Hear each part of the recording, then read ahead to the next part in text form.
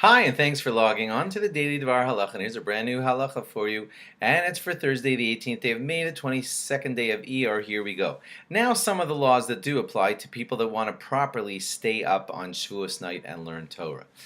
First of all, the reasons. One of the reasons given for the actual idea of staying up and learning on Shavuos night is because the Medrash tells us, it's a little hard to understand this, but the Medrash says that when God came to give the Torah on the morning of Shavuos, he found that the Jewish people had slept in.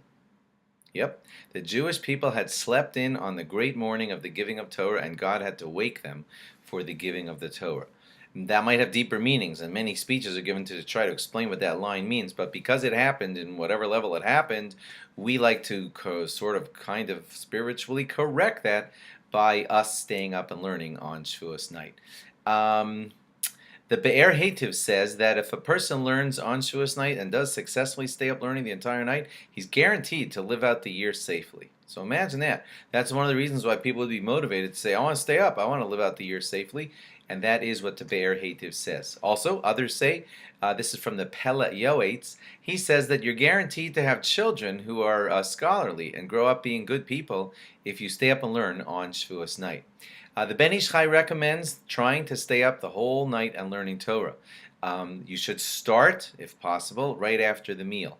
If you finish your Shavuos night meal at 11:30, don't say, well, first I'll go take a walk, schmooze with my friends, and I'll show up at the base Medrash at 1 in the morning. That's not appropriate.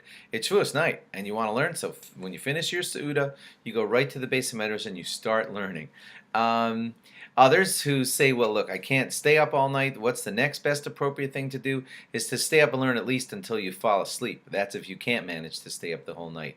At least a bare minimum to try to do is to stay up until the middle of the night, which we call chatzos. It's about 1 in the morning. You'll have to check in your city what the exact time is, but it would be appropriate to at least try to stay up until chatzos. Yesod V'Shoresh Avoda says, it's going to sound like a no-brainer to you, but he says it's a fact and you should do this. You should nap, if possible, on Erev Shavuos so that you'll be rested for being able to learn on Shavuos night.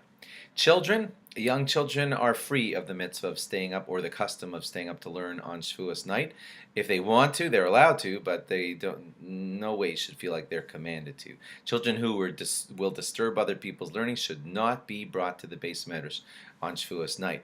The Or L'Tzion says that a person should try to learn with great joy on Shavuos night, not with a feeling of, only 4 hours to go. That's not appropriate at all, at all, at all. It should be done with great, great joy. Some even say that there's a custom to stay up and learn Torah on the second night of Shavuos also, 2 nights in a row, learning Torah. The Kaf HaChaim says the reason that there is an idea of staying up on the second night of Shavuos is because there is an opinion that the Torah was actually given on the 7th of Sivan, not the 6th of Sivan, and that's why some stay up on the second night.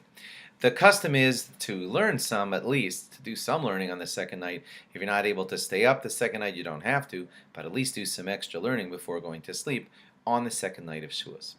Thanks for logging on, and log on again tomorrow for more. Bye-bye.